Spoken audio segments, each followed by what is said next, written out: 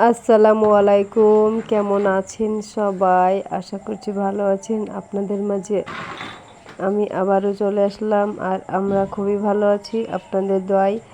আর এই যে আমি সকালে ভিডিওটি স্টার্ট করলাম, আর তার আগেই আমি মেয়েকে টিফিন তৈরি করে দিয়েছি। রান্নাঘর পরিষ্কার করে নিয়ে মেয়েকে টিফিন তৈরি করে মেয়েকে স্কুলে পাঠিয়ে দিয়েছি। আর তারপরে আমি থালা বাসন আমি মেজে ঘষে পরিষ্কার করে নেব। আর আপনারা দেখতে থাকুন আমার ভিডিওটি। আর আমার ভিডিওটি কেমন হয়েছে আপনারা কমেন্ট করে জানাবেন, লাইক দিবেন, আর বেশি ভালো লাগলে সাবস্ক্রাইব করে পাশে থেকে যাবেন। আর এদিকে আমি পানি তুলে নিলাম, মোটরের সাহায্যে পানি তুলে নিলাম 1 গামলা। এখন থালা বাসনগুলো পরিষ্কার করে ধুয়ে নিব। আর এইভাবে গামলাতে যদি বড় গামলাতে যদি পানি তুলে থালা বাসন পরিষ্কার করে নেওয়া হয় তাহলে থালা বাসনের দাগ হয় না। আমি এই কিছু থালা বাসন আমি এভাবে মেজে হালকা ধুয়ে নেব, তারপরে পানিতে ডুবিয়ে রাখবো। আর পানিতে ডুবিয়ে রাখার কারণে থালা বাসনে দাগ হয় না। আর এভাবে আমার মতোই আপনারাও চেষ্টা করবেন, এভাবে থালা বাসন পরিষ্কার করে ধুয়ে নেবেন। আর যাদের রান্নাঘরে বেসিন আছে তাদের তো কোনো অসুবিধাই নাই, বেসিনে তো আরও সুবিধা এই থালা বাসন পরিষ্কার করে নেওয়া।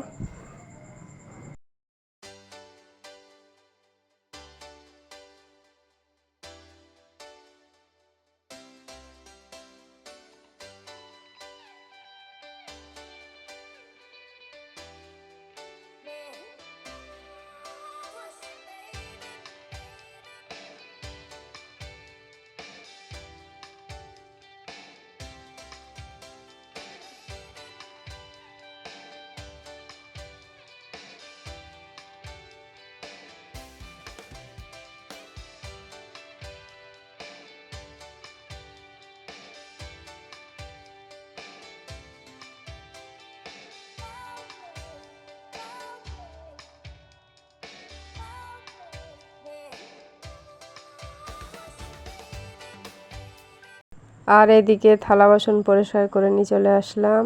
আর আমি এখানে গরুর মাংস রান্না করছি, সব রকমের মশলা আমি দিয়েছি। আর এখানে আমি হাত দিয়ে মাখিয়ে আমি গরুর মাংসটা রান্না করে নিচ্ছি, এই যে।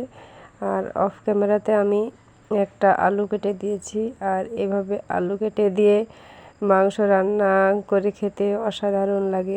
আমার তো খুবই সুন্দর লাগে খেতে, আর আমার মেয়েও খুব পছন্দ করে। আর এদিকে হচ্ছে মহিষের মাংস রান্না।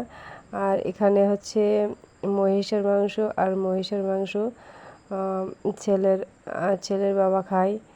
আর ওদের জন্য মহিষের মাংস, আর আমার জন্য আর আমার মেয়ের জন্য হচ্ছে আলু দিয়ে গরুর মাংস।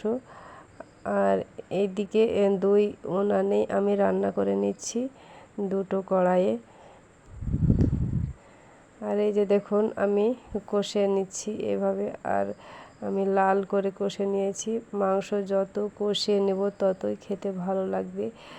আর এই যে একদম সুন্দরভাবে কড়াকড়িভাবে আমি মাংসটা আমি কষে নিচ্ছি। আর তারপরে আমি এই যে হালকা আমি জল দিয়ে দিলাম, জলটা ছিল উষ্ণ গরম। আর আমি রান্না করে নিয়েছি, আর আমি খাওয়ার পর আমি ভয়েস দিচ্ছি। খেতে তো অসাধারণ হয়েছিল আলু দিয়ে মাংস রান্না। আর আজকের মতো ভিডিওটি শেষ করলাম। ভালো থাকবেন, সুস্থ থাকবেন, আল্লাহ হাফেজ।